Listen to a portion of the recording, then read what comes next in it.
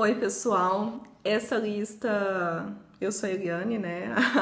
Administradora do blog Momento de Estudar, aqui do grupo de estudos e também da fanpage e do YouTube, tudo é Momento de Estudar.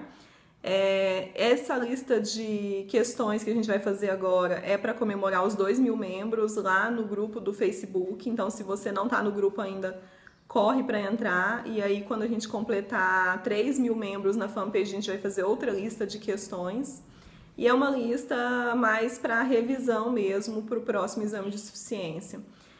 Eu sei que esse semestre está um pouco apertado, então eu consegui produzir pouca coisa por aqui. Mas lá no blog tem muitas questões, eu continuo comentando questões por lá e eu deixo disponível no YouTube, no blog e na fanpage do Facebook. E aí você consegue ter outros acessos a outros conteúdos que eu já produzi anteriormente, outras listas de questões, outras questões comentadas lá no blog também. Então eu te oriento que você entre lá. Eu vou deixar aqui abaixo o link, tanto para você baixar essa lista de questões, quanto para você, alguns outros links são importantes. Eu gravei um vídeo no semestre anterior dando algumas dicas de como estudar para o concurso.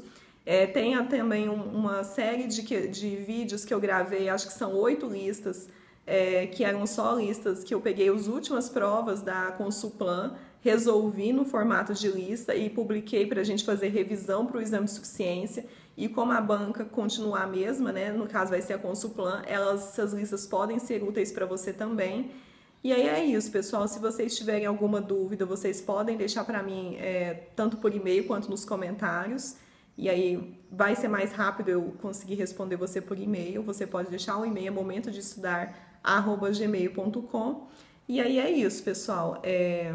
Agradeço, né, a participação de vocês aqui no grupo, agradeço os comentários, agradeço os e-mails que eu sempre recebo, é bem edificante, né, principalmente a parte dos comentários, porque eu consigo perceber a forma que eu consigo ajudar vocês de alguma forma, né, como que eu vou ajudar, consigo planejar as próximas ações, as próximas atividades que a gente vai fazer.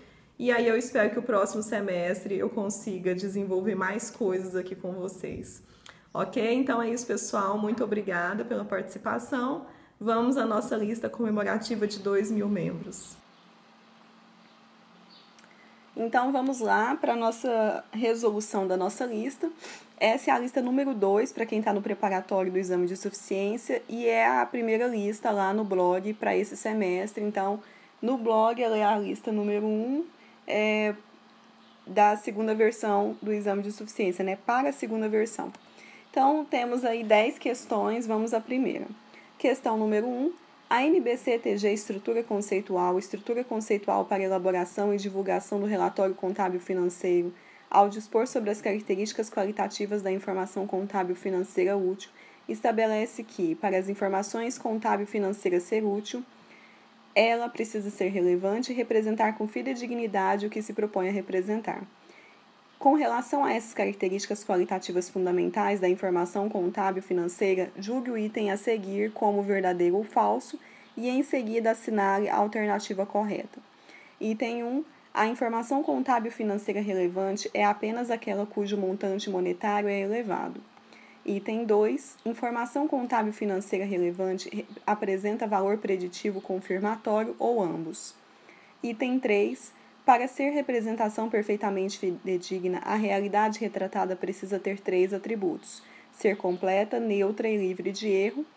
E aí ele pede a sequência correta. Nós temos os itens A, B, C e D, com sequências, né, que a gente vai encontrar para esses itens que nós lemos. Então, a primeira coisa, esse é o primeiro item, então, né, do nosso primeiro tema, né, do nossa lista de questões, é característica qualitativa, e as características qualitativas, elas estão em todos os exames. Então, todo exame caem questões sobre as características qualitativas e ele vai abordar diversos pontos nessa situação. O que você precisa lembrar é que a característica qualitativa, ela se divide em 2 fases, né? Vamos assim dizer, vamos colocar o nome de fases. Ela tem a característica qualitativa fundamental, que ela é, então, dividida em relevância e representação fidedigna. e ela possui a característica qualitativa de melhoria, que está dividida em 4. Então, nós temos a comparabilidade, verificabilidade, tempestividade e compreensibilidade. Talvez até o termo que eu usei de como fases não se remete a essa situação, porque as fases vai, então, dar a ideia de que precisa passar por uma parte para, então, ter outra. Vamos dizer, então, que ela possui essas características mesmo. Então, uma informação, ela vai ter sempre a característica fundamental dela, que é relevância e representação fidedigna. Relevância vai dizer em relação à importância, a realmente relevância, né, como o próprio nome diz, que aquela informação vai trazer para o usuário. A representação fidedigna, ele vai te dizer que ela precisa ser neutra, livre de erro e completa, né? Então, ele até diz aqui no terceiro item, completa, neutra e livre de erro. E as características qualitativas de melhoria, como o próprio nome diz, elas vão melhorar a situação que já possui relevância e representação fidedigna. Então, as características de melhoria, elas vão dar uma situação de melhor uso ali da informação por parte do usuário. Então, nós temos a comparabilidade, a verificabilidade, a tempestividade e a compreensibilidade. Essas características elas podem vir separadas em cada informação ou vir mais de uma em uma mesma informação. Então, todas as informações que são usadas para elaboração de demonstrações contábeis, elas vão ter sempre as características qualitativas fundamentais, que são relevância e representação fidedigna, e elas vão poder ter também alguma das características qualitativas de melhoria. Pode ser mais de uma ou pode ser apenas uma.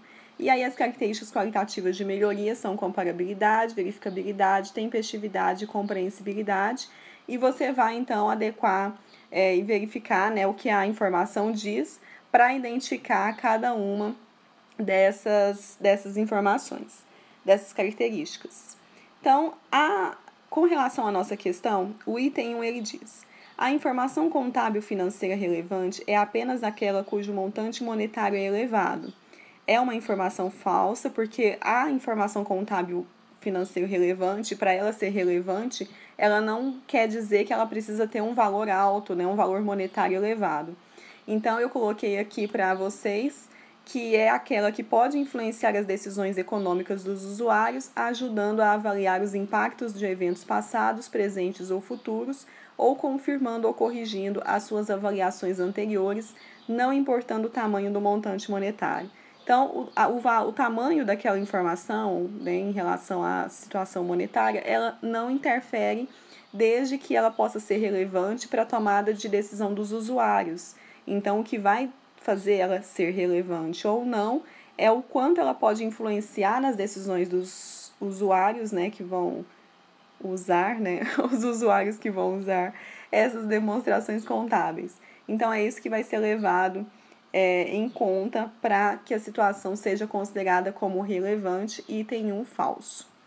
Item 2. Informação contábil financeira relevante apresenta valor preditivo, confirmatório ou ambos, é verdadeiro. Então, a informação relevante ela vai apresentar valor preditivo se ela puder ser utilizada como dado de entrada em processos empregados pelos usuários para predizer futuros resultados, e valor confirmatório se ela retroalimentar avaliações prévias. Ou seja, essa informação ela já é relevante. Então, nós temos uma informação, ela é relevante, e essa informação, por ser relevante, ela vai ter valor preditivo. Então, isso quer dizer que ela pode ser usada para ser empregada nas demonstrações contábeis como informação. Então, ela tem um valor de entrada no processo para ser empregado pelos usuários, e ela tem valor confirmatório se ela retroalimentar avaliações prévias, ou seja, ela tem valor confirmatório se depois que eu já utilizei ela ainda me servir para confirmar que aqueles valores, que aquelas informações estão realmente sustentáveis para serem utilizadas nas demonstrações contábeis. Então, isso é ser o valor preditivo e o valor confirmatório. E aí, no caso, para ser relevante, ela pode ter ou o valor preditivo, pode ser apenas usada, ou ela pode ter um valor confirmatório. Ela pode apenas servir para confirmar aquela situação que eu já informei na demonstração contábil, e ela também pode ter os dois valores nessa mesma informação. Então, ela pode ser também preditiva e confirmatória. Item 3. Para ser representação perfeitamente fidedigna, a realidade retratada precisa ter 3 atributos: ser completa, neutra e livre de erro. Esse é um item verdadeiro. Os relatórios contábil-financeiros precisam ter um fenômeno econômico em palavras e números. E aí eu retirei esse texto aqui do CPC 00, então por isso eu vou ler ele na íntegra para você gravar mesmo com relação à representação fidedigna. E aí ele diz que para ser útil, a informação contábil e financeira não tem só que representar um fenômeno relevante, mas tem também que representar com fidedignidade o fenômeno que se propõe representar. Para ser representação perfeitamente fidedigna, a realidade retratada precisa ter 3 atributos. Ela tem que ser completa, neutra e livre de erro. É claro, a perfeição é rara, se de fato alcançável. O objetivo é maximizar os referidos atributos na extensão que seja possível. Ou seja, o que é ser uma informação completa? É uma informação que já está completa em si mesmo. Eu não preciso de outras informações para que ela esteja perfeitamente utilizável para a minha demonstração contábil. Essa informação em si que eu vou utilizar, ela em si ela já se basta para que ela seja utilizada e tenha relevância aí na informação para os usuários. Então, ela é completa. Ela é neutra, ou seja, ela não tem nenhum desvio aí de informação para que ela seja utilizada, né? Vamos supor, um pequeno exemplo, né, que eu tenho uma blusa azul e ao refletir da luz pode ser que ela se pareça um pouco com verde. Aí eu tenho uma informação que eu preciso que alguém me confirme que essa blusa realmente é azul para ser utilizada. Ou seja, essa informação ela não está neutra, porque eu preciso de outras pessoas, eu preciso de outras situações que me confirmem que essa informação, que essa blusa é azul. Então, na informação neutra, ela é neutra, ela é por si só. Então, eu sei que a blusa é azul, ela é azul, essa informação já está completa, ou seja, né, e ela está livre de erro, não tem nenhum erro nessa informação. Então, ela é uma informação que ela possui representação fidedigna. Então, os itens ficaram, então, falso, verdadeiro, verdadeiro. A sequência correta é a letra A. Esse é o gabarito da questão número 1. Questão número 2. Assinale a opção que apresenta apenas contas patrimoniais de natureza credora. Letra A. Adiantamento a empregados, capital subscrito, fornecedores, receita de vendas. B. Capital a integralizar, empréstimos a pagar, IPI a recuperar, reservas para contingências. C. Adiantamentos de clientes, depreciação acumulada, ICMS a recolher, salários a pagar. D. Custos de transações a apropriar, duplicatas descontadas, receitas de serviços, reservas de lucros a realizar. Então, vamos relembrar então sobre o plano de contas. O plano de contas, ele vem no edital.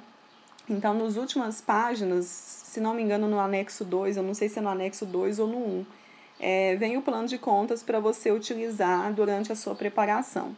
Você não vai poder levar ele no dia da prova, você não vai utilizar ele durante o exame, mas ele é disponibilizado para que você tenha uma preparação, se adeque à nomenclatura que será utilizada. Então, o nome das contas lá no exame vão ser as mesmas que estão aqui no plano de contas que foi disponibilizado para você. No preparatório, o que eu faço? Eu disponibilizo, eu separo essas páginas do plano e indico que os alunos imprimam para poder utilizar durante toda a preparação, para ir familiarizando com o nome das contas.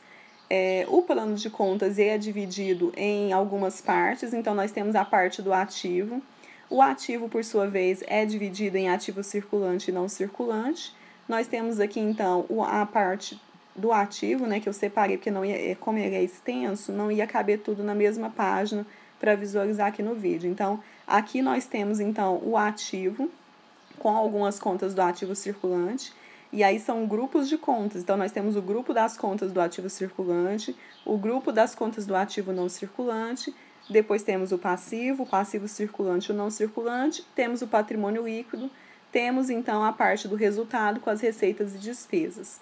Aqui eu recortei, para mostrar para vocês, só a parte até o patrimônio líquido, porque a questão aqui nos pede contas patrimoniais. E as contas de resultado você vê, então, quando você for trabalhar com as demonstrações de resultado. Então, aqui temos então o grupo, né, de contas do ativo circulante. Você vai notar aí que nós temos vários.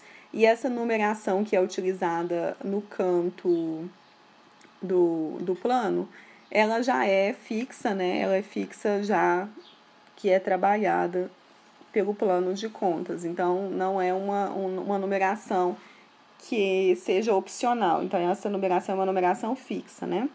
Então, você não precisa saber... O que você precisa saber, né? Você não precisa saber a numeração que está aí no canto. Você precisa saber o nome das contas e saber utilizar essas contas, sabendo se elas são devedoras ou credoras, a natureza, né, dessas contas. Você precisa saber a qual grupo elas se encontram para você conseguir resolver uma questão, fazer um lançamento.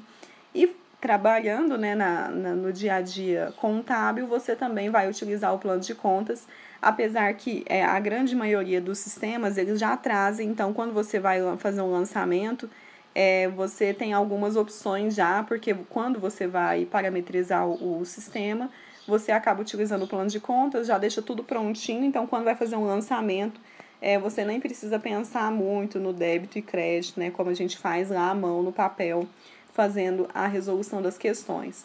Mas é importante que você saiba isso para você também conferir depois, fazer, né, a conciliação desses lançamentos. Então, na vida contábil, não tem como você não saber sobre o plano de contas.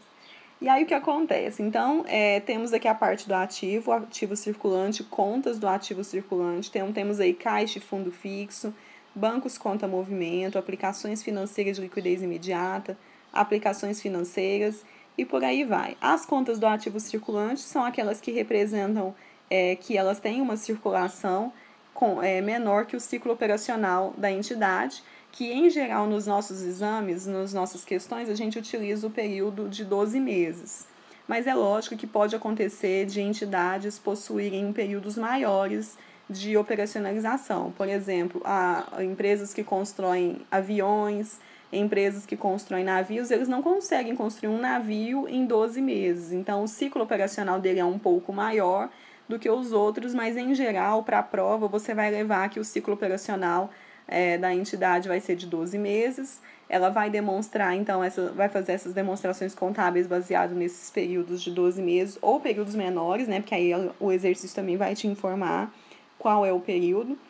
Mas o ativo circulante vai, então, te levar a informação de que a movimentação aqui dentro do ativo circulante vai acontecer dentro de um ciclo operacional. Aí nós temos, então, outras contas, continuando. Lá na parte de baixo, lá onde está grifado com vermelho, nós temos a parte do ativo não circulante. Aí vem as contas do ativo não circulante, que são contas que levam a movimentação maior do que 12 meses, ou seja, maior do que um ciclo operacional. Então, por exemplo, contas a receber, duplicatas a receber. A duplicatas a receber é aquela mesma conta de clientes que alguns livros didáticos trazem. Isso quer dizer que provavelmente não, desculpa. Isso quer dizer que a conta, essa conta a receber que essa entidade possui, ela não vai ser recebida agora nos próximos 12 meses. Ela vai levar mais de 12 meses para ser recebida e por isso ela está aqui marcada como ativo não circulante. Ou seja, ele espera receber essa conta, mas ele sabe que não vem por agora, não vai ser recebida agora nos próximos 12 meses, porque talvez foi uma prestação que ele fez, ele dividiu para o cliente uma prestação com um período de mais de 12 meses, então até os primeiros 12 meses você vai fazer o lançamento no ativo circulante, e os próximos meses, vamos supor que seja, 15 meses. Então, os meses do mês 13 até o 15, você vai fazer o lançamento aqui no ativo não circulante. Aí segue as contas do ativo não circulante. Entramos então no passivo. O passivo nós vamos trabalhar da mesma forma. São as obrigações que a entidade possui. E aí vai ser dividida em passivo circulante e não circulante. No circulante estão aquelas obrigações que podem ser, né, pagas, né, vamos assim dizer, perdi a palavra, mas elas podem ser pagas no período de 12 meses dentro do ciclo operacional, e as do passivo não circulante é que possuem um prazo de pagamento maior do que 12 meses, maior do que um ciclo operacional. E temos as contas aí do patrimônio líquido, E aí você vai notar que no finalzinho já está começando as contas de resultado, mas eu não continuei aqui na apresentação para que você trabalhe com elas quando você for trabalhar com a demonstração do resultado do exercício. Então, aqui você tem as contas do patrimônio líquido. Temos aí capital social, as contas de reserva. Nós temos, então, duas reservas, né? A reserva de capital e a reserva de lucros. Dentro da reserva de lucros, nós temos aí a reserva legal, reserva estatutária para contingências, de lucros a realizar, de lucros para expansão, de incentivos fiscais e a reserva especial para dividendo obrigatório não distribuído. Temos aí os lucros ou prejuízos acumulados, temos o dividendo adicional proposto, as ações de emissão própria em tesouraria, os outros resultados abrangentes e a participação dos não controladores. E aí, de posse, então, desse plano de contas, nós vamos resolver a nossa questão. Então, o que você vai precisar é localizar cada uma dessas contas no plano de contas e verificar em qual grupo ela está, né, qual grupo ela pertence, para verificar a natureza, então, dela. Se ela tem uma natureza devedora ou credora, para, então, encontrar o gabarito da questão. Então, letra A, adiantamento a empregados, capital subscrito, fornecedores e receita de vendas. Nós sabemos, então, que adiantamento a empregados está no grupo do ativo circulante, então possui natureza devedora. Temos a conta capital subscrito no grupo do patrimônio líquido, possui natureza credora. Fornecedores, passivo, possui natureza credora. Receita de vendas, conta do resultado, possui natureza credora. Então, item letra A, né, falso. E letra B.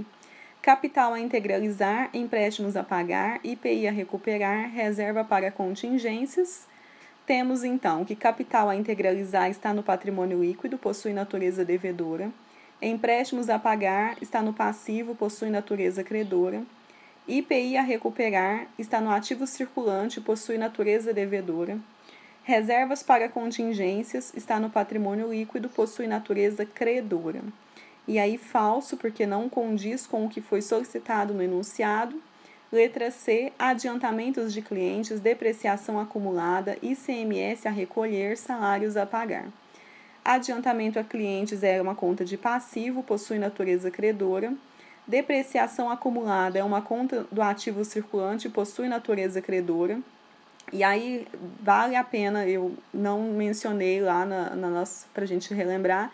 Vamos relembrar que existem contas que possuem natureza retificadora, né? Então, por exemplo, a depreciação acumulada, ela está dentro do ativo circulante, deveria, então, né, por conta de que a maioria, né, a grande maioria das contas do ativo circulante possui natureza devedora, mas como a conta depreciação acumulada possui natureza retificadora, ela aqui possui uma natureza contrária da natureza que predomina naquele grupo. Então, a natureza dela é credora. Isso também acontece nas contas do passivo e do patrimônio líquido, e aí é bom ficar atento na hora de resolver as questões, porque a natureza vai ser diferente. Então, temos ICMS a recolher, é uma conta do passivo, natureza credora. Salários a pagar é uma conta do passivo, natureza credora. Então, esse item aqui é verdadeiro. Todas as contas são contas patrimoniais de natureza credora, conforme ele pediu no enunciado. Letra D. Custos de transação a apropriar, duplicatas descontadas, receita de serviços, reserva de lucros a realizar. Nós temos que custos de transação a apropriar é uma conta do passivo, está em debênture e possui natureza devedora. Duplicatas descontadas é uma conta do passivo, possui natureza credora. Receita de serviços é uma conta de resultado e possui natureza credora. Reservas de lucros a realizar é uma conta do patrimônio líquido e possui natureza credora. E aí, letra D está falso, o gabarito da questão foi a letra C, que trouxe aí todas as contas patrimoniais de natureza credora, gabarito letra C. Questão número 3. Uma sociedade empresária iniciou suas atividades em 2 de janeiro de 2014 e, ao final do ano, apresentou os saldos abaixo. Desculpa, não tem letra, né? A tabela trouxe, então, contas e saldos em 31 de dezembro de 2014. Nota, pessoal, que eu esqueci de comentar que todas essas questões que eu trouxe nessa lista, elas são dos exames de suficiência anteriores. Então, O que eu indico é que você, nessa fase de preparação, que você resolva muitas questões. E aí talvez você já tenha até visualizado essas questões, tenha visto, resolvido, né, durante a sua preparação, mas eu coloquei elas, deixei disponibilizado nessa lista essas mesmas questões, para que você não só resolva novamente, né, até ter uma certeza de que como faz para resolver, tem essa metodologia de resolver questões, e também para a gente usar para fazer a nossa revisão. Então, de qualquer forma, resolva novamente, né? Eu devia ter falado isso no início do vídeo, né? Perdi a oportunidade, porque eu só lembrei agora. Mas aí, continuando a questão número 3, então. Temos aí ações de emissão própria em tesouraria, temos o saldo de cada uma das contas, né? Então, eu vou ler só as contas.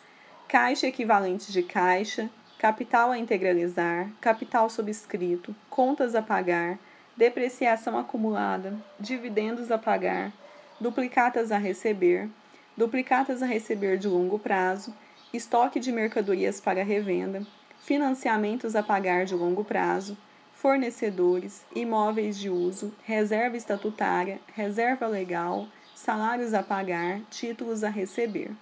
Com base nos saldos apresentados, é correto afirmar que, letra A, o valor do ativo circulante é de R$ 537.233. B, o valor do ativo não circulante é de R$ 401.642. Letra C, o valor do passivo circulante é de R$ 276.496. Letra D, o valor do patrimônio líquido é de R$ 369.714. Então, relembrando, né, mais uma parte para a gente relembrar, é o que eu comentei na nossa revisão da questão anterior, lá no plano de contas. Então, nós temos aí as naturezas das contas, divididas em naturezas devedoras e credoras. Temos aí a estruturação do balanço patrimonial. De um lado, temos o ativo com a sua natureza devedora, que é a natureza predominante, mas temos dentro do ativo contas retificadoras do ativo, que possuem natureza contrária, que é a natureza credora. E do outro lado, nós temos o passivo com a natureza credora, que é a natureza predominante das contas do passivo, mas devemos lembrar que temos contas retificadoras dentro do passivo, então essas possuem a natureza contrária, que é a natureza devedora. E temos o patrimônio líquido com a natureza credora e também possuindo contas retificadoras dentro do patrimônio líquido com a natureza devedora. Então, fique atenta às contas retificadoras. Elas possuem natureza contrária à natureza predominante do grupo onde elas estão, e é bom ficar atento para poder resolver as questões, porque isso vai te trazer, né, porque aí para fazer a soma do saldo, as contas retificadoras elas possuem um sinal negativo, né, então vai fazer muita diferença na hora de resolver uma questão.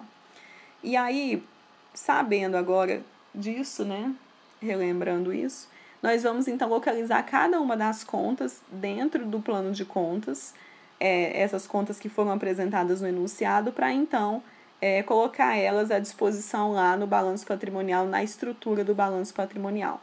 Então, nós temos aí ações de emissão própria em tesouraria, é uma conta do patrimônio líquido, é uma conta retificadora, e aí o sinal vai ficar negativo, né, lá. O saldo dela é de R$ 2.239. Temos conta caixa equivalente de caixa, que é uma conta do ativo circulante, está dentro lá de disponibilidades, né? Temos aí o saldo dela de R$ 57.583. Temos as contas do capital a integralizar, que está no grupo do patrimônio líquido e possui natureza retificadora. O saldo é de R$ 24.592. Temos conta do capital subscrito, que está no patrimônio líquido, saldo de R$ 331.991. Contas a pagar está dentro de passivo circulante, o saldo é de R$ 8.067. Depreciação acumulada é uma conta retificadora, está lá no ativo não circulante, o saldo é de R$ 62.896. Temos dividendos a pagar, que é uma conta do passivo circulante, saldo de R$ 174.272. Temos duplicatas a receber, que é de ativo circulante, com um saldo de R$ 170.875. duplicatas a receber, né, que eu acabei de dizer, duplicatas a receber de longo prazo, que é uma conta do ativo não circulante, saldo de R$ 56.960. Estoques de mercadorias para revenda é uma conta de ativo circulante, o saldo é de R$ 282.985. Temos financiamentos a pagar de longo prazo, que está no passivo não circulante, e o saldo é de R$ 113.915. Fornecedores, passivo circulante, saldo de R$ 202.663. Imóveis de uso é um ativo não circulante, saldo de R$ 405.339. Reserva estatutária é uma conta do patrimônio líquido, saldo de R$ 51.384. Reserva legal, patrimônio líquido também, saldo de R$ 13.170. Salários a pagar, passivo circulante, saldo de R$ 65.766. Títulos a receber é uma conta de ativo circulante, saldo de R$ 23.551. Então, aí, localizamos todas as contas no plano de contas e aqui eu já coloquei na estrutura do balanço patrimonial. Então, você vai ver aí que dentro do ativo circulante ficaram as contas caixa e equivalentes de caixa, estoques de mercadoria para revenda, duplicatas a receber e títulos a receber, e o saldo do ativo circulante foi de R$ 534.994. No ativo não circulante, nós temos, então, duplicatas a receber de longo prazo, imóveis de uso, depreciação acumulada. A depreciação acumulada tem o sinal negativo, porque é uma conta retificadora, e o saldo ficou, então, de R$ 339.403. O saldo total do ativo, somando o saldo do ativo circulante e do ativo não circulante, ficou de R$ 934.397. Lá no passivo circulante, nós temos, então, as contas a pagar, fornecedores, salários a pagar, dividendos a pagar. O saldo do passivo circulante ficou de R$ 450.768. No passivo não circulante, nós temos apenas a conta financiamentos a pagar de longo prazo e o saldo ficou sendo o mesmo da conta, que é de R$ 113.915. O total, então, do passivo não circulante ficou sendo o saldo, né, do passivo circulante, que era apenas nessa conta, então, saldo de R$ 113.915. Patrimônio líquido, nós temos, então, a conta do capital subscrito, capital a integralizar, que fica com o sinal negativo porque é uma conta retificadora, ações de emissão própria em tesouraria, que também tem sinal negativo porque também é uma conta retificadora, reserva legal, reserva estatutária, o saldo total do patrimônio líquido ficou de R$ 369.714. Somando os saldos, então, do passivo, circulante, não circulante e patrimônio líquido, o saldo tem que ser igual ao saldo do ativo, que aqui bateu, né? Então, o nosso balanço patrimonial fechou corretamente. Ficou, então, o saldo de ambos de R$ 934.397. Chegamos, então, ao gabarito letra D de dado, que ele diz que o valor do patrimônio líquido é de R$ 369.714. Outra forma de você resolver, você não precisaria, lógico, estruturar o balanço patrimonial dessa forma. Você poderia só ali encontrar, né, rascunhar no cantinho da prova mesmo, as siglas de que grupo elas pertencem lá, ativo circulante, igual eu fiz aqui, né, AC, ativo circulante, ANC, ativo não circulante, e depois somar ali no cantinho da prova mesmo o saldo para encontrar qual seria o gabarito. Você não precisa estruturar tudo isso aqui na prova, porque isso vai ser uma perca de tempo enorme. Eu fiz aqui para ficar visual para você e você conseguir, né, resolver e corrigir a questão que você fez. Mas o orientado mesmo, né, o que eu indico é que você resolva ali no cantinho da prova mesmo, encontre os saldos e fique por isso mesmo e já passe para a próxima questão para não perder tempo. Questão número 4. Uma sociedade empresária que possui um único estabelecimento apresentado em 31 de janeiro de 2017, após a apuração do Imposto sobre Circulação de Mercadorias, ICMS, um saldo de ICMS a recuperar de R$ 2.500. Durante o mês de fevereiro, a sociedade empresária efetuou registros que totalizaram R$ 27 mil. Há crédito de ICMS a recolher pelas vendas das mercadorias e de R$ 21.600 a débito de ICMS a recuperar pela compra de mercadorias. Considerando-se apenas as informações apresentadas, o registro contábil relativo à apuração do ICMS no mês de fevereiro de 2017 será: letra A, R$ 21.600 a débito na conta de ICMS a recuperar e a crédito de ICMS a recolher. B, R$ 24.100 a débito da conta de ICMS a recolher e a crédito de ICMS a recuperar. C, R$ 24.100 a débito da conta de ICMS a recuperar e a crédito de ICMS a recolher. D, R$ 27.000 a débito da conta de ICMS a recolher e a crédito de ICMS a recuperar. Então, nós temos aí que fazer a apuração do ICMS. Vamos começar então com o razonete para ficar visual para você. Na prova você vai fazer no cantinho da prova mesmo, sem precisar de razonete, para ganhar tempo. Então, aqui nós temos em 31 de janeiro de 2017, ele tem um saldo de ICMS a recuperar de R$ 2.500. É uma conta, então, de natureza devedora, então está do lado do débito. Está lá dentro, né, da conta do ativo, o ICMS a recuperar, porque é um crédito que você pode usufruir depois, ou durante esse mesmo período, que aqui nesse caso a gente vai usar ele nesse mesmo período. Nós temos, então, em fevereiro, um lançamento que ele diz lá que teve uma situação de venda e aí teve, então, o ICMS a recuperar de R$ 21.600 e o ICMS a recolher de R$ 27.000. Aqui a gente não fez os lançamentos corretamente, né? Fez só a parte do ICMS para a gente poder fazer a apuração. Então, o saldo do ICMS a recuperar ficou de R$ 24.100 e o de ICMS a recolher ficou R$ 27.000. E aí ele diz, então, que nós temos aí que fazer a apuração. Então, na apuração, você vai pegar o saldo do menor valor da conta, né? Então, você vai pegar as duas contas, ICMS a recuperar e ICMS a recolher. Aquele saldo que estiver com o menor valor, você vai, então, transferir ele para a conta de saldo maior.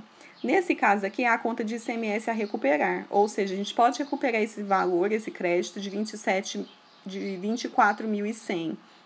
E nós vamos, então, transferir ele para o ICMS a recolher. E aí, nós vamos, então, diminuir desse saldo que nós tínhamos a recolher, ou seja, a pagar, utilizando esse crédito. E vamos ficar, então, com um saldo, né? 27.000 menos 24.100. E aí, o que acontece, então? Você pode representar essa transferência, essa apuração, tanto pelo método razonete, que você vai perder tempo, talvez perca tempo, talvez até compense, né? Você tem que avaliar e praticar bastante exercício para saber se na hora da prova você vai precisar fazer um razonete pequenininho lá no cantinho da prova. E você pode representar pelo formato que está aí abaixo, então, débito de ICMS a recolher, crédito de ICMS a recuperar, que seria um lançamento resumido. O gabarito vai ser letra B de bola, que ele nos diz, então, lá no B, 24.100 a débito na conta de ICMS a recolher e a crédito de ICMS a recuperar, gabarito letra B de bola, para essa questão. Questão número 5, de acordo com o que estabelece a NBC-TG 26, apresentação das demonstrações contábeis, julgue as afirmações abaixo sobre notas explicativas como verdadeiras ou falsas e em seguida assinale a opção correta. Item 1, notas explicativas contém informação adicional em relação à apresentação das demonstrações contábeis. As notas explicativas oferecem descrições narrativas ou segregações e aberturas de itens divulgados nessas demonstrações e informação acerca dos itens que não se enquadram nos critérios de reconhecimento das demonstrações contábeis. Item 2. A entidade não pode verificar políticas contábeis inadequadas por meio da divulgação das políticas contábeis utilizadas por meio de notas explicativas ou qualquer outra divulgação explicativa. Item 3. A entidade cujas demonstrações contábeis estão na maior parte dos requisitos em conformidade com as normas, interpretações e comunicados técnicos do Conselho Federal de Contabilidade, deve declarar de forma explícita e sem ressalva essa conformidade com as notas explicativas. Entende-se como atendida a maior parte dos requisitos quando 75% das rúbricas do balanço patrimonial e demonstrações do resultado do exercício estão de acordo com as normas, interpretações e comunicados técnicos do Conselho Federal de Contabilidade. E aí ele pede para a gente marcar a sequência correta. Temos aí os itens A, B, C e D com as sequências. Então, notas explicativas, você precisa lembrar que as notas explicativas, elas estão previstas em lei, lá na lei, na Lei das Sociedades por Ações, no 6.404, no artigo 176, parágrafo 5º, ele menciona aí como devem acontecer essas demonstrações contábeis. Eu vou passar aqui, aí se você quiser dar uma lida nos itens, você vai paralisar o vídeo para dar uma lida. É interessante que você saiba, porque as notas explicativas também sempre caem nos exames e você pode aproveitar para ler, então, esses itens.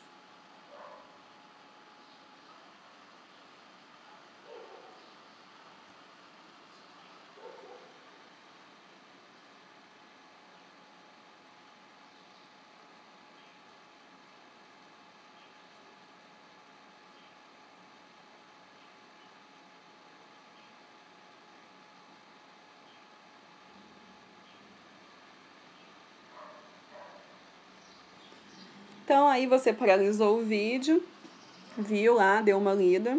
E agora a gente vai resolver a nossa questão, então. No item 1, ele diz que notas explicativas contêm informação adicional em relação às apresentadas nas demonstrações contábeis.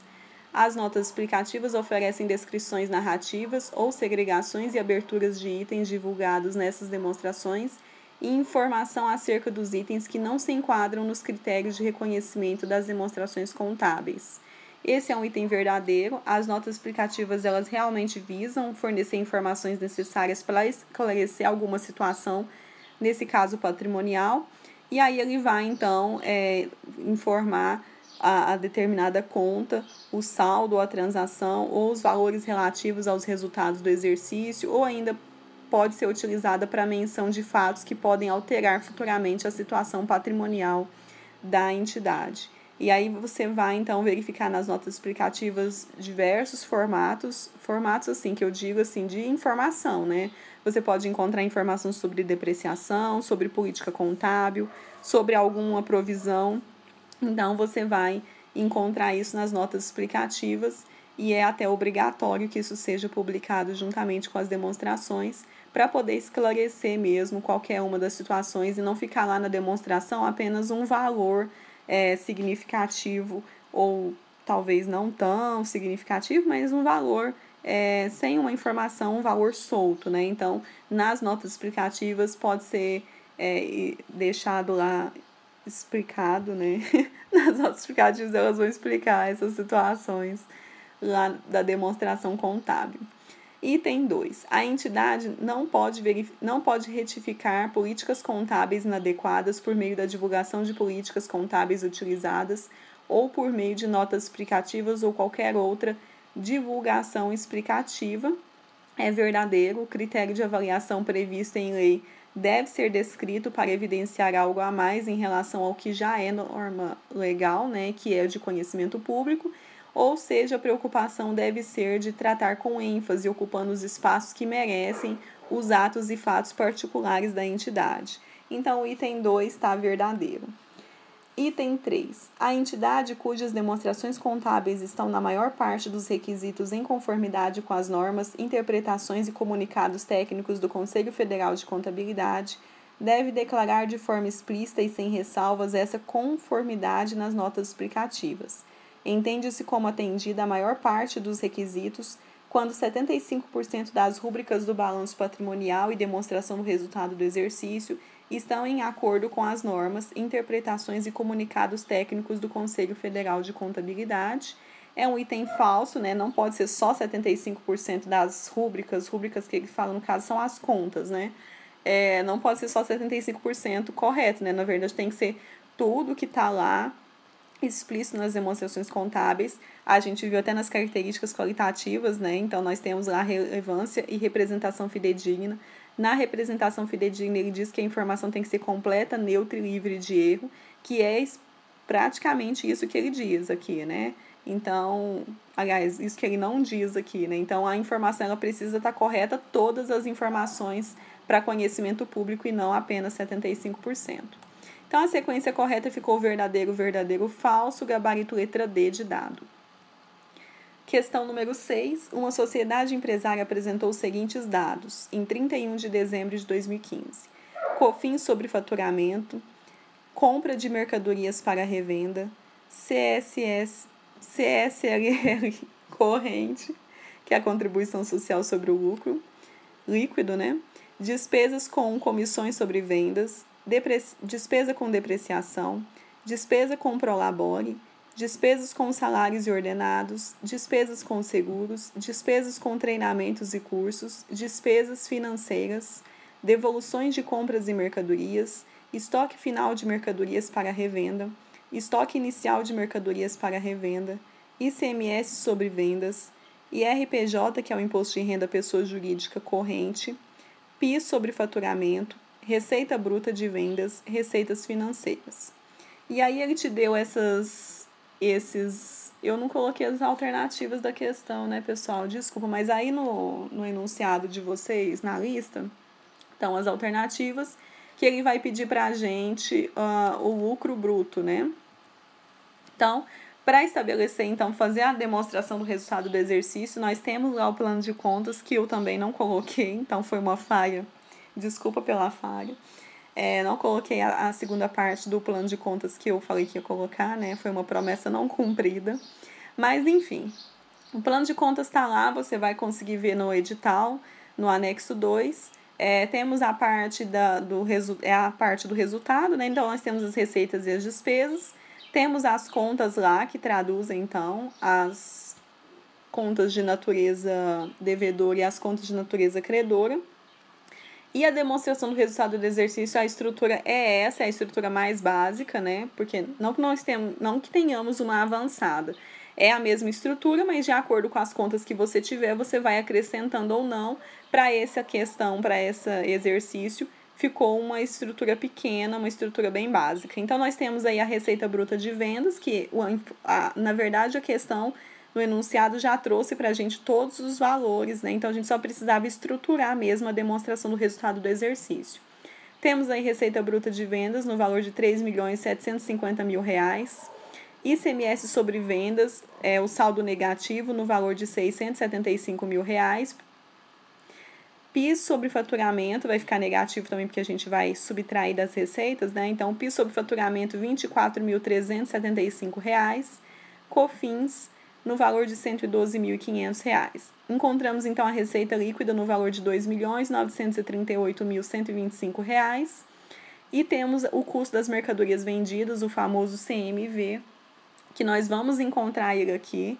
Então, o CMV, ele vai ser, então, o estoque inicial mais compras menos o estoque final. Dentro de compras pode acontecer as devoluções e os abatimentos, e aí se tiver acontecido, você vai subtrair do valor das compras. Foi isso que aconteceu aqui. Aqui no nosso questão apareceu as devoluções, e aí nós vamos então subtrair do valor das compras. Então, temos então o estoque inicial de 185.000, mais as compras no valor de 1.250.000, menos as devoluções de 121.000, menos o estoque final, que é de 612.500. Encontramos o custo das mercadorias vendidas no valor de R$ 701.500, e que foi esse valor que a gente utilizou aqui nessa estrutura. Então, colocamos aí 701.500 e o lucro bruto, então, ficou de R$ 2.236.625, que foi o gabarito letra C de casa. Questão número 7. Uma sociedade empresária apresentou em 31 de dezembro, né? Não existe 32 de dezembro. Também foi um erro de digitação meu. Os seguintes saldos em suas contas de resultado antes da apuração do resultado do período. Então, temos aí uma tabela com as contas e os seus saldos lá em 31 de dezembro. Temos custo das mercadorias vendidas, despesas administrativas, despesas com vendas, despesas financeiras, perdas com operações descontinuadas, receita bruta de vendas, receitas financeiras, tributos sobre vendas, vendas canceladas. E ele diz que, de acordo com a NBC-TG 26, a apresentação das demonstrações contábeis, com base nos saldos apresentados e desconsiderando-se os aspectos tributários, é correto afirmar que o resultado antes dos tributos sobre o lucro é de R$ 287.067. O resultado antes das receitas e despesas financeiras é de R$ 605.051. Letra C. O lucro das operações continuadas é de R$ 236.277. Letra D. O lucro bruto é de R$ 450.476. Então, utilizando a estrutura, aqui ela vai ficar um pouco maior, né? A estrutura da demonstração do resultado do exercício. Ela vai ficar um pouco maior porque a gente tem um pouco mais de contas, né? Então, é a mesma estrutura. Então, começando por receita bruta, ele já informou que nós temos todas as contas, ele já informou naquela tabela. Então, nós temos os saldos. Receita bruta, R$ 662.466. Vamos, então, subtrair dos impostos sobre vendas de R$ 39.749 e a devolução de vendas de R$ 17.666 para encontrar a receita líquida de vendas, que é de R$ 605.051. Daí, vamos, então, subtrair os custos das mercadorias vendidas, que ele informou que é de R$ 154.575. Temos o resultado operacional bruto, então, que ficou de R$ 450.476. E aí vamos, então, subtrair as despesas e adicionar as receitas financeiras. Nós temos as despesas com vendas de R$ 77.288, despesas financeiras de R$ 15.458, temos a receita financeira de R$ 13.249 e as despesas gerais e administrativas de R$ 86.121. Vamos encontrar, então, o resultado operacional de R$ 284.858, gabarito letra D de dado, que é quando ele diz que o lucro bruto é de R$ 450.476, que foi o que encontramos aí no lucro bruto, né? Que foi esse valor para essa questão. Questão número 8. Uma sociedade empresária utiliza o inventário permanente para controlar os seus estoques e apresentou o seguinte movimento no mês de fevereiro de 2017 de estoques de mercadorias para revenda. Temos uma tabela aí com os dias e a operação que foi realizada nesse dia. No dia 6, a compra de 80 unidades por R$ 400 cada uma. No dia 13, compra de 120 unidades a R$ 440 cada uma. C, venda de 180 unidades por R$ 800 cada uma. No dia 27, compra de 100 unidades a R$ 480 cada uma. A sociedade empresária adota como base para a mensuração no estoque do critério primeiro a entrar, primeiro a sair, que é o PEPS, considerando-se apenas as informações apresentadas e de acordo com a NBC-TG 16, que trata de estoques, e desconsiderando-se os tributos incidentes sobre as compras e vendas, o valor do estoque de mercadorias para revenda no final do mês de fevereiro de 2017 é de letra A, R$ 48.000, B, R$ 56.800, C, R$ 76.000, D, R$ 132.800. Então, aqui é aquela movimentação de mercadorias, né? Nós temos o método PEPS, que é o primeiro que entra, primeiro que sai. Nós temos o EPS, que é o último que entra, primeiro que sai. E nós temos a média, que ele faz lá a média para encontrar o saldo, né? Então, aqui, no caso, ele informou que ele quer que seja utilizado primeiro a entrar, primeiro a sair, que é o PEPS. Deixa eu beber uma água.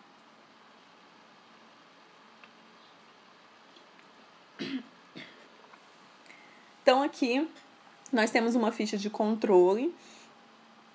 Como eu costumo comentar nas aulas, é a mesma ficha de controle, por exemplo, de um supermercado. Mas é que no supermercado tem muitos produtos e ele não vai fazer uma ficha manual para cada produto. Talvez um mercado, um estabelecimento pequenininho, né? Talvez possa ainda utilizar essas fichas de controle. Mas essa ficha de controle é a base para que seja elaborado aqueles sistemas, né? Então, que fazem o controle. Então, hoje, como tudo a gente tem um sistema informatizado, tudo, essa é a base para que aquele sistema possa funcionar. Então, no PEPS vai ser o primeiro a entrar, primeiro a sair. Então, temos que no dia 6, 80 unidades foram compradas a R$ 400. Quanto deu essa compra? deu de R$32.000. E aí é o mesmo valor que a gente vai colocar que está em vermelho aí na parte dos saldos. Então, nas entradas, nós vamos colocar os valores de entradas. Nas saídas, os valores de saídas, que foram as vendas. E nos saldos, o saldo final depois dessa transação que aconteceu. Nessa primeira linha, no dia 6, não temos nada a fazer, porque foi só isso que aconteceu. Então, nós temos o saldo de 80, quantidade de 80 unidades, foi vendida a R$400 cada uma, aliás, foi comprado, né, a R$400 cada uma, e o saldo dessa compra foi de R$32.000. No próximo dia, foi no dia 13, então ele comprou mais 120 unidades a R$440, que dá um total de R$52.800. Para encontrar esse total, basta você multiplicar a quantidade de unidade que foi comprada pelo valor de cada uma, então dá 52.800. E aí aqui começa a mágica da coisa, né? Então o primeiro a entrar vai ser o primeiro a sair.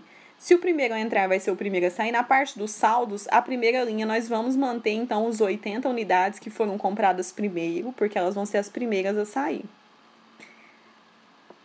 E a segunda compra, a gente só vai colocar ela abaixo desses 80. Então, vamos ter aí 120 unidades a R$440 cada uma, com um saldo de R$52.800.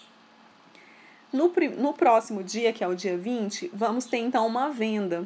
Ele diz que foi vendido 180 unidades, né? E aí, nós vamos, então, utilizar a partir desse momento aí, que vai ser o primeiro a entrar e o primeiro a sair. Ou seja, nós compramos 80, nós vendemos 180 unidades, mas nós vamos começar a retirar essas unidades do nosso estoque a partir dessas primeiras unidades que entraram.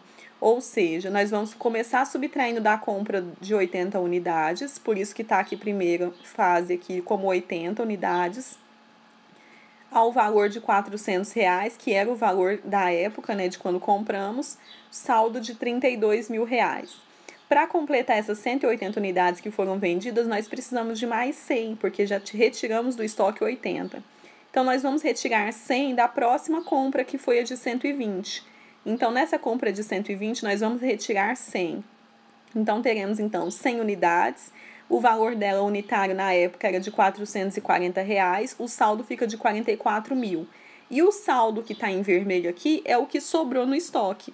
Ou seja, a gente tinha aí 200 unidades no total, tiramos 180, sobrou as 20, mas a gente só vai tirar retirar ela na ordem do controle. Então, aqui, como é o Pepsi, que é o primeiro a entrar, primeiro a sair, o primeiro produto que entrou vai ser o primeiro a sair. Então, sobrou, então, 20 unidades ao valor unitário, né, de R$440 e um total aí de R$8.800. No próximo dia, que foi o dia 27, entrou mais 100 unidades a R$480, ao saldo, então, total de R$48.000. E vamos fazer a mesma coisa. Nós vamos lá na parte dos saldos informar abaixo do saldo que tinha sobrado depois dessa venda. Então, ficou lá, 100 unidades a R$480, no valor total, né, de R$48.000. O saldo final que ficou, então, dentro dessa unidade, desse centro de estoque, vamos assim dizer, vão ser, então, 120 unidades. Você percebe que no dia 27, nós temos 20 unidades, mais 100, então, 120 unidades. E aí, quando ele fizer uma venda, ele vai, de novo, começar a retirar essas unidades a partir das primeiras que estão lá. Então, é sempre assim no controle do Pepsi.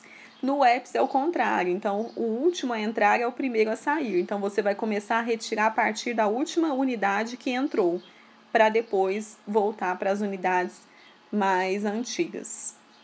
Então ele pede o estoque final de mercadorias, vai ser então dessas 180 unidades que estão lá, né, que ficaram. Vamos ter então um saldo de R$8.800 dessas 20 unidades e 48.000 dessa segunda compra, que ficou um saldo de R$56.800, gabarito letra B de bola. Questão número 9. Em 31 de janeiro de 2017, uma sociedade empresária recebeu do cliente o valor de R$10.000 a título de adiantamento de serviços a serem prestados durante o mês de fevereiro. No dia 28 de fevereiro de 2017, a sociedade empresária concluiu os serviços e emitiu uma nota fiscal de prestação de serviço no valor de R$ 9.200 na mesma data. Devolveu ao cliente em dinheiro o valor de R$ 800. Considerando-se apenas as informações apresentadas e desconsiderando-se a incidência de tributos, entre as opções apresentadas indique o lançamento contábil realizado pela sociedade empresária que reflete o registro das transações ocorridas no dia 28 de fevereiro de 2017.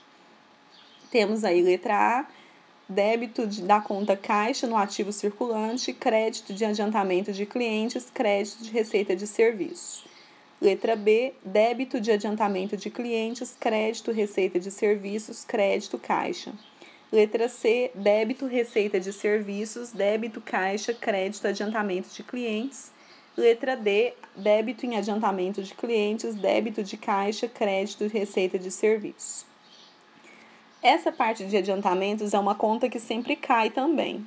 E aí, o que você tem que lembrar com relação a isso? Porque a conta de adiantamento de clientes, a ideia de adiantamento, ela vai aparecer tanto para clientes, quanto na parte de seguros, tem adiantamento a fornecedores, que também costuma aparecer.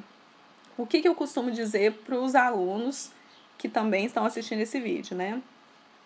Adiantamento é aquela situação que você paga adiantado para conseguir receber depois. Então, vamos supor que é o que mais costuma acontecer é seguro. Então, você tem um veículo, você faz um seguro para esse veículo. Quando você faz o contrato, geralmente os contratos são de 12 meses. Então, você vai lá e faz o contrato de 12 meses. Durante os próximos 12 meses, o meu veículo vai estar assegurado. Então, se acontecer um acidente ou um roubo, né? Então, eu não vou ficar totalmente no prejuízo, porque eu estou pagando um seguro que vai me ressarcer nesses casos. E aí, durante o período de vigência, vai ser, então, de 12 meses. Eu vou pagar antecipadamente esse valor desse contrato que eu assinei. Às vezes, as empresas costumam dividir em parcelas, né, para não ficar muito apertado, mas tem gente que paga adiantado. Então, vamos supor lá que vai ser R$100 por mês durante 12 meses. Eu paguei, então, R$1.200 adiantado, paguei para poder fazer o uso desse serviço. Então, para mim, enquanto cliente dessa seguradora, eu fiz um adiantamento de um serviço que vai ser prestado ao longo de 12 meses. No caso desse exercício, é o mesmo adiantamento de clientes. O cliente foi lá, por exemplo, eu fui numa loja de móveis, comprei uma mesa. A mesa da cor que eu queria não estava disponível. Então, o que eu fiz? Eu paguei já adiantado, porque a loja me prometeu que daqui 2 dias ela vai, então, me entregar essa mesa. Então, eu, como cliente, fiz uma compra de uma coisa que não estava disponível, paguei adiantado e agora eu tenho o direito de receber esse produto. Então, essa é a ideia. Quando você paga adiantado, você tem o direito de usufruir daquele serviço ou daquela mercadoria que vai chegar para você futuramente. No caso do adiantamento a fornecedores, seria a mesma coisa para uma entidade. Então, a entidade foi lá comprar matéria-prima, a matéria-prima talvez não estivesse disponível, ou então ele já quisesse deixar adiantado um valor, deixou adiantado esse valor com a ideia de que... A ideia não, né? Então, a empresa tem esse direito de receber porque ela pagou adiantado, e a empresa que recebeu, a fornecedora, tem a obrigação de pagar, de cumprir com essa obrigação e entregar o produto. Essa é a ideia. Então, na conta de adiantamento a clientes é isso. O cliente fez um adiantamento para a empresa, pagou antecipado por um serviço que ele vai usufruir depois. Então, aqui ele vai dizer que a questão de adiantamento de clientes, que veio o enunciado, ele disse... em 31 de janeiro de 2017, uma sociedade empresária recebeu de clientes o valor de R$10.000 a título de adiantamento de serviços a serem prestados durante o mês de fevereiro. Ou seja, em 31 de janeiro, ele já pagou o serviço que ele vai usufruir durante todo o mês de fevereiro. Então, ele pagou para essa empresa e essa empresa agora tem a obrigação de ressarcer ele entregando esse serviço no mês de fevereiro. No dia 28 de fevereiro, a sociedade empresária concluiu os serviços e emitiu a nota fiscal de prestação de serviço no valor de R$9.200, ou seja, ela foi lá, prestou o serviço, mas ela viu que o serviço, na verdade, não ficou em 10 mil como ele tinha pago, ficou só em 9.200. Então, ele emitiu uma nota fiscal, como ele é muito correto, né? Ele emitiu a nota fiscal e devolveu R$ 800 para o cliente, porque aquele serviço não vai ser utilizado, né? Esse dinheiro não vai ser utilizado, então ele está devolvendo. É a mesma coisa de um seguro, da ideia do seguro. Você vai ver, então, essa ideia como seguro, como assinatura de jornal, assinatura de revista, segura para casa, para carro, adiantamento, talvez, em alguma loja. Nesse caso que eu citei como exemplo de comprar uma mesa que não tinha da cor que eu queria. É a mesma coisa sempre. Então, qual vai ser esse lançamento? No dia 31 de janeiro de 2017, o adiantamento de serviço a ser prestado durante o mês de fevereiro vai ser, então, no momento, então, que ele recebe a empresa que recebeu esse adiantamento. Ela vai, então, debitar em caixa R$ 10.000, creditar R$ 10.000 em adiantamento de clientes. Lá no dia 28 de fevereiro, com a conclusão do serviço e a emissão da nota fiscal no valor de R$ 9.200, e aí acontece a devolução para o cliente de R$ 800. Então, ele vai, então, zerar a conta de adiantamento de clientes, né? Então, débito de R$ 10.000 em adiantamento de clientes, porque já foi concluído o serviço, não temos mais nada a tratar sobre esse contrato. Vamos creditar R$ 9.200 de receita de serviço, porque foi o real serviço que ele prestou. E vamos, então, creditar R$ 800 na conta caixa, porque eu estou tirando do caixa, porque eu vou devolver para o cliente. Então, esse foi o lançamento. O gabarito vai ser letra B de bola. E você pode aplicar essa ideia para todos os outras contas, né? As outras questões sobre adiantamentos e seguros que vierem a aparecer aqui. Eu coloquei essa questão aqui porque, na época dessa questão, eu recebi muitas dúvidas sobre ela, porque o pessoal ficou muito confuso com relação a adiantamentos de clientes. E eu lembro que no preparatório, na época, a gente fez um vídeo extra, uma parte extra, só com questões sobre adiantamento, e aí a gente trabalhou essa questão de adiantamentos e seguros por lá. Eu acabei não colocando contas de questões de seguros aqui, eu devia até ter colocado para a gente fechar esse assunto, mas tem outras no blog, tem outras nos materiais do preparatório, eu tenho certeza que você não vai ficar sem nenhuma questão para trabalhar sobre isso. Questão número 10. Uma sociedade empresária adquiriu um equipamento que ficou disponível para uso nas condições operacionais pretendidas pela administração em 2 de janeiro de 2012, pelo valor contábil de R$ 180.000. A vida útil do equipamento foi estimada em 10 anos e o seu valor residual de R$ 18.000. A depreciação do equipamento é calculada pelo método linear e não foram observados indicativos de perda durante toda a vida útil do equipamento. No dia 31 de janeiro de 2016, a sociedade empresária vendeu esse equipamento por R$ 90.000.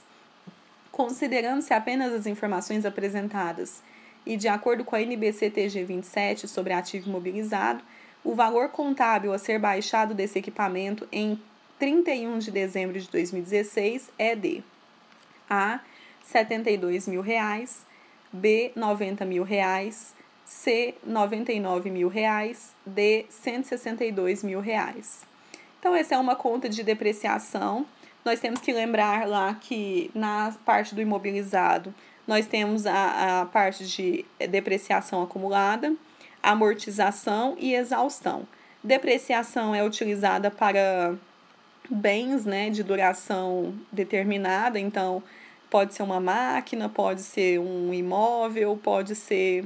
Depreciação vai calcular o desgaste que teve durante um certo tempo, e aí vai calcular para a gente esse desgaste contábil, né, vai ser contabilizado, porque a gente precisa dar baixa lá conforme esse bem for diminuindo o seu valor contábil, a gente precisa dar baixa nas demonstrações, então a depreciação vai estimar isso. A amortização geralmente é para situações de contrato, né, então são ativos intangíveis e a gente faz o cálculo lá, talvez de uma patente, talvez do uso de um contrato, talvez de um financiamento ou um empréstimo. A amortização vai calcular aquilo que eu já paguei e aquilo que desvalorizou ou valorizou, né, durante esse período de tempo. e a exaustão é para bens naturais, como jazidas de pedras preciosas, minerais, florestas, né, que às vezes agora também são desvalorizados pelo desmate e tal. E aí tem toda aquela situação, mas a base do cálculo é a mesma. Então, por isso que eu trouxe só uma questão, porque a ideia central da coisa é a mesma. Então, aqui ele comprou uma máquina. Foi uma máquina? Ele disse que é um equipamento, então não disse que é uma máquina. Ele comprou um equipamento no valor de R$180 mil. Diz que a vida útil é de 10 anos. O valor residual é de R$180 mil e o valor da venda foi de R$90 mil. Então, ele ficou 10 anos com esse. Ele vai ficar 10 anos com esse equipamento. E aí, depois, né, quando passar os 10 anos, o valor residual, que é o valor final dele, então, quando já tiver usado tudo que tiver sido para usar, o valor final dele, que é o valor residual, vai ser de R$18 mil. Ele ficou por um tempo e vai vender esse equipamento por R$90 mil. Então, para a gente começar, a gente vai calcular a depreciação, para saber qual foi o desgaste dele pelo período que ele utilizou esse equipamento. Vamos começar, então, com a primeira dúvida que eu recebo, que é por que eu tenho que transformar a vida útil de 10 anos em meses. Aqui, nesse caso, em meses, porque ele diz que ficou com... Ele diz que a vida útil é estimada em 10 anos. No dia 31, a sociedade vendeu esse equipamento. Então, ele ficou com esse equipamento de 2 de janeiro de 2012 até 31 de dezembro de 2016. E ele vendeu por R$90 mil. O método linear, que é calculado aqui, e o método linear é aquele que conta no decorrer dos anos. Então, 1 ano, 2 anos, 3 anos. Temos o método que vai contar pela produção. Então, por exemplo, se esse equipamento trouxesse, né, fosse usado na linha de produção, ia contar pela produção que ele teve. Temos pelo tempo de uso, e aí temos o cálculo lá que vai ser feito. A ideia central é a mesma, né? Então, a forma de utilizar é a mesma. Aqui, no método linear, a gente vai contar pela sequência dos anos. Mas se fosse pela quantidade de produtos, né, produzidos, a gente ia fazer outro tipo de cálculo, mas o rateio seria o mesmo, proporcional à quantidade produzida, ou pelas horas utilizadas da máquina, e aí o rateio seria o mesmo, só que baseado na quantidade de horas, aqui é na quantidade de meses de tempo.